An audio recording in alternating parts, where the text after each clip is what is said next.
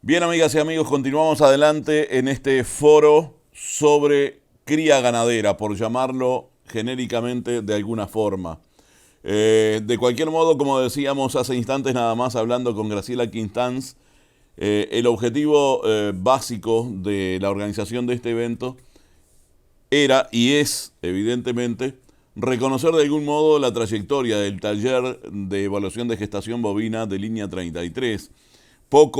Decíamos también que pocos grupos de investigación, de desarrollo, de análisis de una producción agropecuaria como la ganadería tienen la trayectoria, el tiempo y un equipo trabajando tan conjuntamente como este taller. Con el doctor Santiago Bordaberry, que también integra el taller de evaluación de gestación de bovinos, hemos hablado en muchas oportunidades de la importancia de los datos que genera el taller, de las evidencias que plantea, de las acciones que dispara entre los productores. Hoy lo hacemos en este foro virtual luego de la realización del taller hace pocos días y en un momento en que la ganadería se encuentra en un escenario excelente, desde los valores del ganado a los valores y la demanda del producto final. Tras un periodo en el que la pandemia parecía haber frenado el crecimiento, el cual siguió su proceso, más demanda, más exportaciones y a nivel predial mejor comportamiento reproductivo, pese a una sequía que parecía que iba a impactar más rotundamente. Al darle otra vez la bienvenida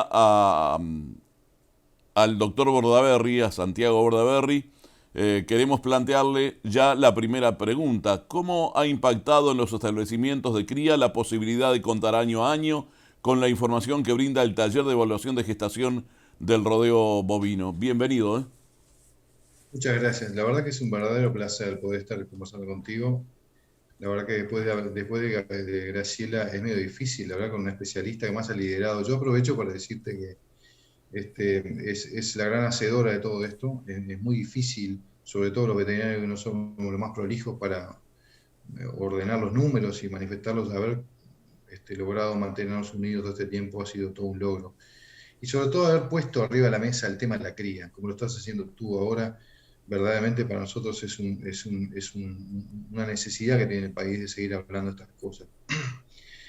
Yo creo que una cosa es la información que ha salido, ¿no? Impresionante, ¿no? 450.000 datos por año, algo por el estilo, después de casi 20 años, es muchísimo, ¿no? Casi un 10%. Una información que se ha mantenido en su relación. Si uno agarra los datos del taller de diagnóstico de gestación y después le aplica la pérdida que se supone que hay de ahí a lo que se declara de ICOSE, prácticamente es un cálculo de los años, que decir que es una información muy real, veraz, muy interesante para muchos actores, pero quizás a mí me gustaría por lo menos concentrarme en la importancia que ha tenido lo que se ha generado a partir de esto, más allá además de la discusión en sí de los temas de la cría, ¿no? El taller ha producido algunas cosas y ha potenciado, ha puesto con la conversación, digamos, una cantidad de cosas. Por ejemplo, yo creo que el tema de la importancia de la recría, a partir del trabajo de investigación que hizo de línea, particularmente la ingeniería Quintans, y una sucesión de investigaciones ha mostrado la importancia que tiene la recría me gustaría tener después un minuto en eso, si te parece, pero Sí, sí. creo que está claro, ¿no? Sobre todo en el primer invierno, ese es uno de los temas que se ha potenciado, aunque se ha investigado de otras maneras también. Yo creo que el diagnóstico de osteovárica es prácticamente un producto del taller, por lo menos lo hemos fomentado. El doctor Machado se va a referir más extensamente en eso porque ha trabajado muchísimo, pero es una herramienta que está instalada y es producto de esto, es producto salió de ahí, es una herramienta que ha impactado muchísimo. Si nosotros miramos los números de nuestros clientes, cómo ha incrementado la cantidad de gente que hace diagnóstico de osteovárica y que aplica las técnicas de control de amamantamiento posteriores, es notable. Y además hay otra realidad. El que empieza a hacerla la sigue haciendo siempre, lo que muestra que es una alternativa, una herramienta fundamental. La importancia de revisar los toros, la andrología, que también el doctor García Pinto se va a referir, porque también es especialista en el tema, que yo creo que está discutido, las enfermedades venéreas, todo ese tipo de cosas, está de nuevo arriba de la mesa y ya hay cada vez más gente que lo hace naturalmente. El efecto del clima en la preñez, la caída de la condición corporal, la primera causa, o por lo menos el primer elemento que determina el éxito o no de una periodo de gestación, ¿no es cierto? Es lo primero. Eso también se puso, todos los años se muestran los efectos del clima en esa materia.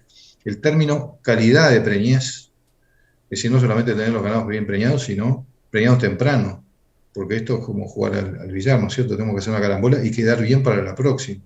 Entonces, son cosas que me parece que la importancia del asesoramiento. El doctor de Nava mostraba en las primeras participaciones suyas en el taller la importancia que tenía y la diferencia que tenía entre periodos asesorados y no asesorados. El doctor Machado también. La importancia de determinar qué es lo que se busca, si porcentaje de preñez o kilo de ternero detectados relacionados a una unidad económica, que es lo que en definitiva tiene el productor. Y creo que en lo último, que es una inquietud que se ha generado a partir del taller de prestación, que me gustaría también determinar un poquito más, que es el término de las pérdidas de los terneros. Los productores, y creo que en gran medida a partir de la inquietud del taller de INA 33, está poniendo énfasis en lo que son las pérdidas. Estamos hablando de que varía un 5, un 6, un 7% hacia arriba o hacia abajo el porcentaje de preñez en 4 millones de vacas, y recién ahora estamos poniendo atención en que en el Uruguay se estima que entre un 8 un 10% y algunos años más de esas gestaciones se pierden. Y eso es un tema que ha salido a partir del diagnóstico del taller de INA 33. Santiago, he seguido, por supuesto, muy atentamente todos estos conceptos, pero me gustaría ponerle alguna cifra antes de entrar concretamente al PowerPoint y te preguntaría qué cambio se ha percibido en la ganadería de cría a partir del uso de tecnologías destinadas al manejo, por ejemplo, del amamantamiento, como destete precoz y destete temporario, inseminación a tiempo fijo, y bueno, y otras que como la recría que tú mencionabas, en este tiempo que han ido adoptando los productores. ¿Qué cambios ha habido en estos últimos 20 años frente al interés del productor frente a este tipo de tecnologías? Creo que se ha medido mucho. La cría en el Uruguay para algunos ya está estancada y para muchos, y yo me sumo a esa visión, ha logrado muchas cosas. Primero que tenemos un área menor, se ha cedido mucha área a la agricultura, a la forestación, y estamos enterrando más vacas. El porcentaje de vaquillonas entoradas de 2 años se ha incrementado notoriamente, como debería ser. La tasa de extracción ha sido extraordinariamente positiva, ha ido creciendo de una manera muy importante.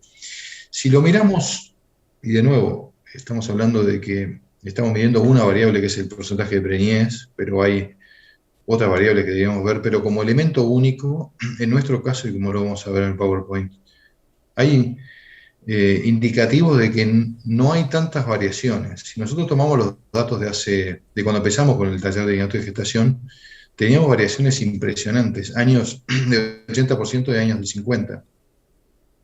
No sé si viste que en los últimos años no se va tan lejos. Ujú. El margen superior y el inferior son mucho más chicos. Se ha achicado incluso la brecha entre la diferencia de preñez de vacas multíparas y primera cría, que siempre va por abajo, la primera cría, el segundo entore, y sin embargo se ha atenuado. Eso para nosotros es un indicativo, lo vamos a ver ahora, de cómo los productores se han sensibilizado en muchos casos a cuidar más esa categoría, a recriar más y a utilizar esas herramientas de control de amamantamiento. Estamos hablando que cuando empezamos en el negocio de gestación, la gente llamaba a preguntar cuántos días se había que poner una tablilla. Hoy la tablilla es una cosa que es universal. El destete precoz era una herramienta muy útil, como sigue siéndolo, pero la gente le tenía pánico. Hoy en día se desteta con mucha facilidad. Yo estoy seguro de que mucho de lo que ha fomentado, ha promovido el taller de diagnóstico de gestación a través del control de amamantamiento, junto con el diagnóstico ictiovárico, es responsable de una brecha menor entre lo mejor y lo peor en los años buenos y años malos. Antes tocaba una seca y seguro era malo. Hoy en día la seca la gente la asume, la pasa por encima con situación de utilizar esta herramienta de trabajo. Es evidente que la aplicación de tecnologías, como decías tú, le ha quitado un poco de temor al productor criador al momento climático, por ejemplo. ¿Cuánto incide en las decisiones de entorar más o menos vientres el momento climático? Veníamos de una sequía impresionante y resulta que los datos no fueron tan malos como se esperaban e incluso fueron prácticamente iguales que los del año anterior donde no hubo sequía. Sabemos que también incide el mercado, los precios, que eso tira de la cadena, como se dice habitualmente en la jerga de los ganaderos. Pero, ¿cuánto incide el clima, el momento climático en el momento de decidir, bueno, yo entoro más, menos o lo mismo que el año pasado? ¿Sabes qué es el tema de la actitud de los criadores frente al entore y frente a las técnicas que le pueden lograr mayores índices de preñez? Ha sido una preocupación siempre. La es de los extensionistas, creo que en todo el mundo. Porque hay algunos productores que toman lo que la investigación, la extensión le dice y las aplican y son exitosos y muchos otros no. Creo que hay una realidad que hay que aceptar, que la cría es un complejo muy heterogéneo de productores, que la gente tiende a estandarizar, que es un productor tipo, que en todas sus vacas desde hace mucho tiempo, que es tradicional o que es conservador más bien, y que no aplica mucha tecnología. En la cría hay de todo tipo de situaciones, de tamaño, de realidades sociales, culturales, familiares, económicos, financieras, que son difíciles de interpretar, porque a veces hay incluso hasta en criadores circunstanciales, como tenemos algunos criadores que, bueno, eran agricultores que bajó la soja y decidieron entorar más, o qué sé yo, y salieron a comprar, y son puntualmente diferentes. Es muy difícil razonar en eso, pero no hay duda que si hay dos factores que influyen en la toma de decisiones para decidir dónde están, el clima y el momento económico. No nos parece que sea cierto que, que la gente entore más o menos. O sea, yo creo que la gente entora. El problema es cómo influye sobre su psicología, su momento espiritual o emocional, reaccionando frente a estar en una seca o frente a estar en una situación económica adversa. Históricamente, a fin de año siempre baja el valor de la carne, justo en el momento en el cual nosotros nos desesperamos porque la gente tiene que tomar decisiones para eso. Bajan todos los valores, porque la gente se apura a embarcar antes de fin de año para cumplir con todos los compromisos y lo que fuera. Esa realidad hace 3 años que no es así. Hace 3 años que los valores de la reposición se han mantenido, o 2 años por lo menos, altísimos. Y corresponde con lo que nosotros observamos en la encuesta que hacemos con nuestros clientes, que la gente toma decisiones para mejorar los índices de preñez. Para nosotros no hay nada más nadie que traccione más a favor de tomar decisiones para realizar inversiones como el DT precoz, o tomar decisiones a veces hasta difíciles de tomar en algunas circunstancias para mejorar los índices de preñez, que una situación económica de mercado favorable. Cuando vale el ternero y vale la vaca gorda, la gente toma las decisiones. Y en ese sentido, te pido nada más que 20 segundos más.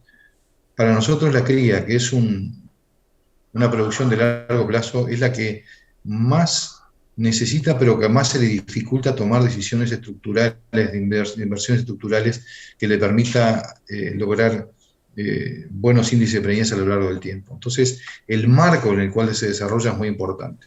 Tenemos suficiente con lo que influye el clima y los mercados para que la gente se decida o no a invertir en eso, que se le sume además a veces cosas que los gobernantes en su momento hacen. No queremos echarle las culpas siempre a eso, pero cuanto más permanentes sean las condiciones, el marco en el cual se produzca, los mensajes a los criadores son muy, pero muy buenos. Los mensajes de los últimos años creo que son buenos. Creo que lo que hemos visto en este año y medio de gobierno, creo que el mensaje bien claro, lo que fue Uriarte y ahora en el caso del ministro Matos, es que la cría es fundamental y que tenemos que tener un marco impositivo o un marco de estímulo lo suficientemente importante para que la gente tome decisiones de largo plazo, estructurales, que le permita mejorar estructuralmente, por ser una producción de retorno largo. Discúlpame lo largo de la contestación. No, no, por favor, es un concepto bien claro y muy vigente además, hace pocas horas nada más el nuevo ministro de Ganadería, Agricultura y Pesca se refirió a estos temas. Yo tengo seguramente la misma expectativa o más que aquellos que nos están mirando para conocer los datos, las estadísticas, esos números que has preparado para tu PowerPoint. Yo le daría paso ya, si no querés agregar más nada a esto anterior, le daríamos paso a ese PowerPoint que seguramente traerá aparejado una cantidad de datos por demás interesantes. Así que te vemos y te escuchamos, Santiago. Yo me gustaría referirme a particularmente el tema de las pérdidas de terneros, que es una inquietud que compartimos con varios colegas del taller, con el caso del doctor Nieto y Saco, que nosotros lo hemos vivido a lo largo del tiempo, más de 120.000 datos de registros tomados, en este caso, en algunos establecimientos, los cuales nosotros, particularmente en Agromédica, tenemos una atención mayor. Se estima, aunque no hay datos reales, que hay en torno a un 10% de los animales se pierden entre lo que se diagnostica y entre lo que se yerrea, se marca. Bueno, estos establecimientos tienen, como viste, enormes variaciones, pero que andan en el entorno del 7%, entre el 6 y el 7%. Y ahí que se distribuye, en tu caso, en torno a un 3% de muerte al parto, de abortos, un 2,9% de muerte al parto y un 0,8% entre el parto y el destete.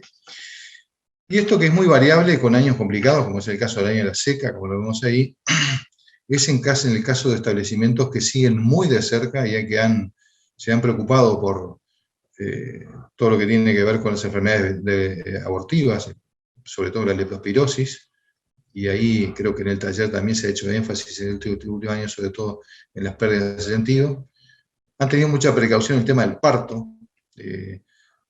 tanto en lo que tiene que ver con la genética como la sobrealimentación, o incluso otras causas también que pueden incidir, la parte de atención del parto que es importante.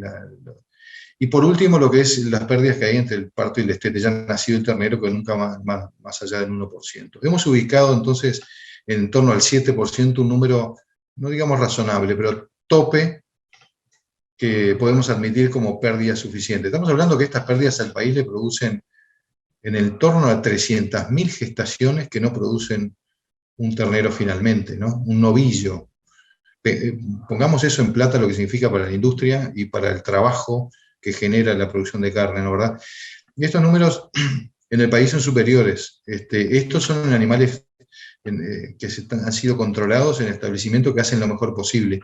E incluso en algunos de estos no llega ni al 4% de pérdida. Quiere decir que el Uruguay tiene un camino muy largo, muy importante para recorrer en materia de pérdidas, más allá de lo que logramos de preñez, de mantenerlas y que se desteten.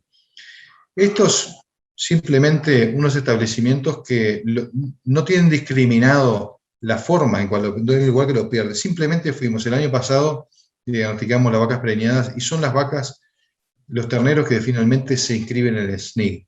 En este caso, en este año, un 8,2% de merma.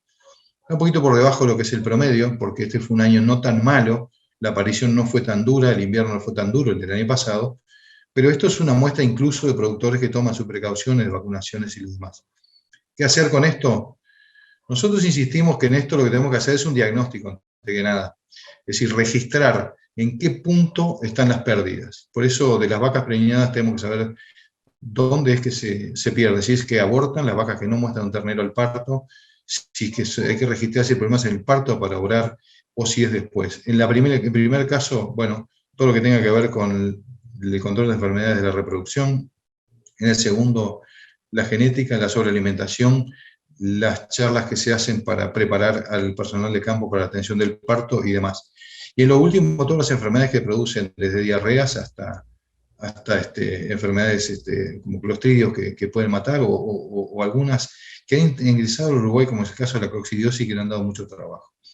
Así que en el tema de pérdidas, ese es un tema que yo creo que tenemos mucho para trabajar, que ha sido una inquietud del taller y que esperemos que más adelante podamos ahondar y profundizar en este tema para que el país pueda recuperar bastante más de lo que pierde. Me gustaría compartir con ustedes también lo que fueron nuestros resultados este año.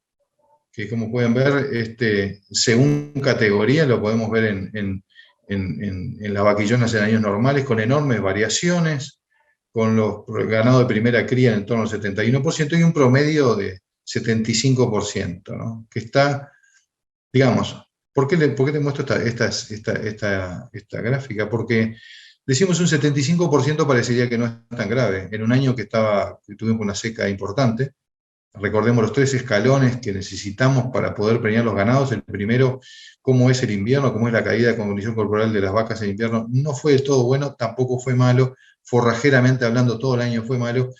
¿Cómo es la primavera? ¿Cómo es el balance de la lactación? El segundo escalón fue malo, no tuvimos primavera, como notoriamente, después se prolongó en una seca.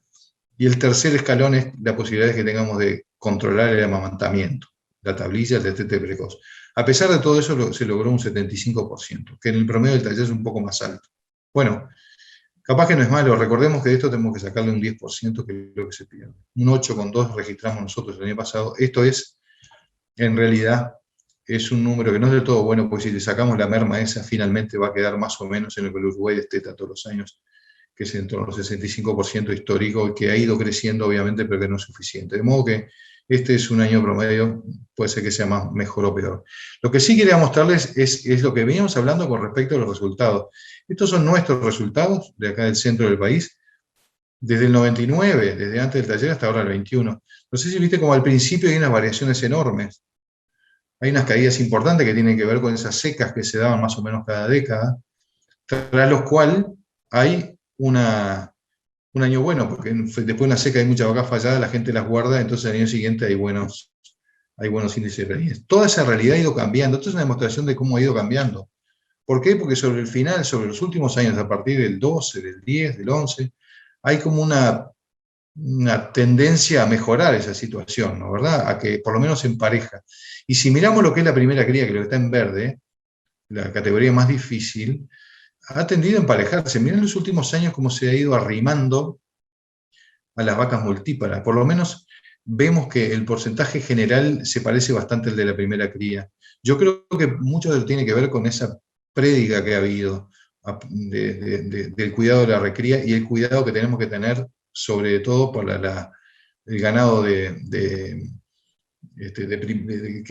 está criando su primer ternero, ya tiene que volver adentro. Por eso el cuidado en que insistir en el tema de la cría. Primero, la recría nos asegura una aparición temprana de las vaquillonas.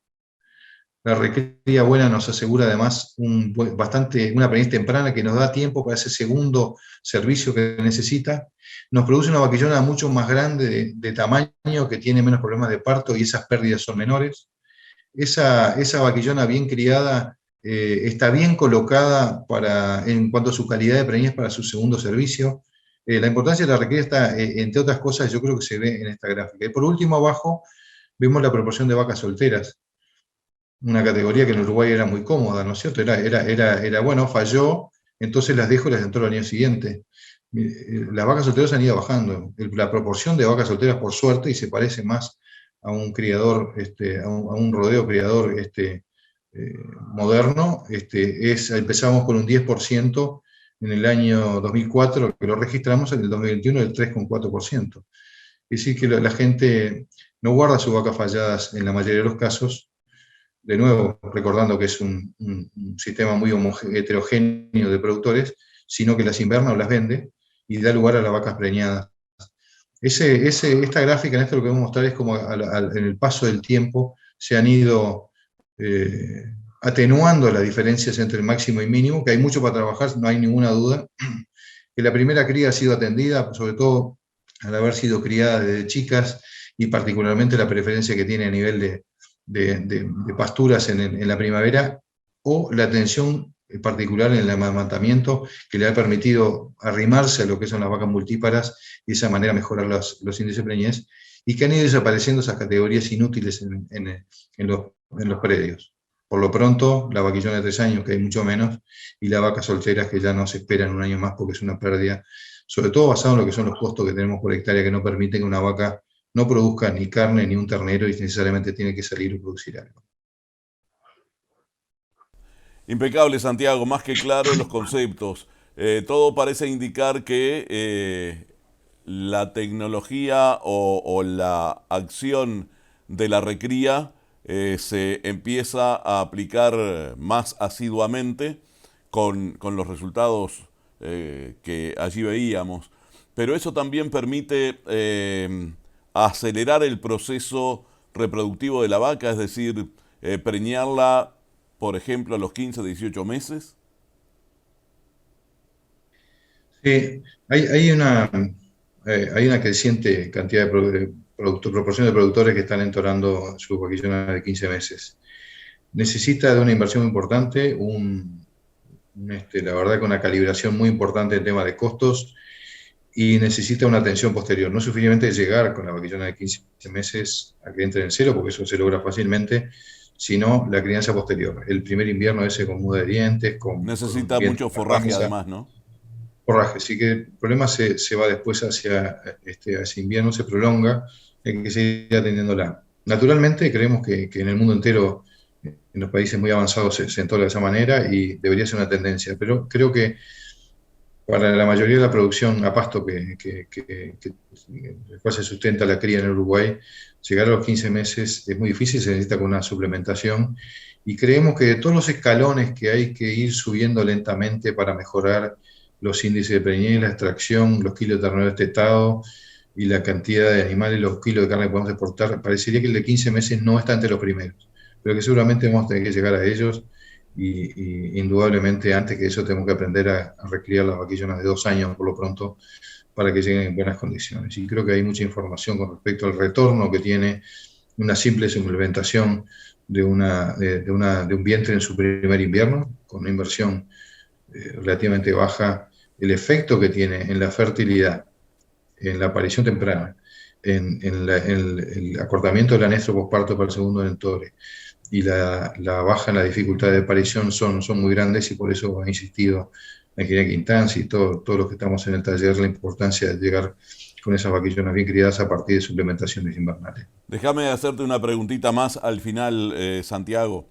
Tú decís que la preñez a los 15, 18 meses es más costosa, pero eso no se compensa con la obtención de uno o dos más terneros en la vida útil reproductiva de la vaca. Sí, sí, es indudable. Primero que hay una regla general. Un vientre cuanto antes para en su vida, más fértil es el resto de su vida. Eso es conocido. Es así. Y si uno entra a vaquillonas de 15 meses, tiene que saber que hay una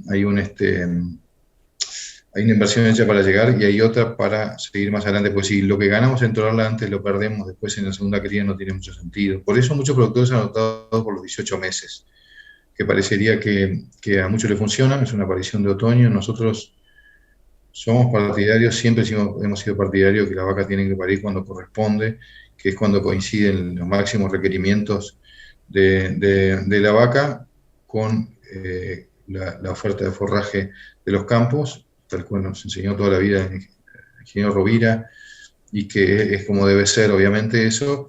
Y en el caso de 18 meses es para una aparición de otoño, pero bueno, en ese caso es para asegurar el segundo entore. Y ahí 18 meses se llega con mucho menos inversión, es mucho más fácil llegar. Con pastura se puede llegar perfectamente, buscando un biotipo más o menos adecuado para todo eso, y tiene un plazo suficiente para su segundo entore en la primavera siguiente. Tengo 6 meses más destetándolas, se pueden destetar sin necesidad de destete precoz, mientras que la de 15 meses tenemos el costo de llevarlas hasta ahí, muchas veces tener que hacer un destete precoz posterior. Por eso digo, es un camino para recorrer, pero en la escalera tecnológica, digamos, para el criador parecería que no estuvieran en los primeros escalones y es una cosa más avanzada. Y hay productores que lo hacen, como te digo, obviamente lo que tienen muy agarrados del tema alimentación nutricional, lo tienen ya porque tengan un corral o porque tengan ya la gimnasia, la capacidad financiera para asumirlo y el asesoramiento técnico apropiado, porque en la medida que incrementamos la inversión en la parte de nutrición, necesitamos un asesoramiento de nutricionista, obviamente, para lograr las ganancias que se necesitan y para mirar de cerca los costos que también pueden complicar. Pero obviamente sí, se gana, sí, también sí. Bueno, más que claro, Santiago, quiero agradecerte una vez más el participar en este evento y en tu persona ya se los dije a los restantes y se los voy a decir a los restantes integrantes del taller. Si bien participan una cantidad de otros técnicos de otras áreas y que no pertenecen directamente al taller, es un poco el reconocimiento a los técnicos que durante tantos años vienen trabajando para generar datos, para generar tecnología, investigación, desarrollo, extensión, y que pocas veces son reconocidos cuando en realidad siguen sosteniendo la principal producción agropecuaria del país, como es la ganadería.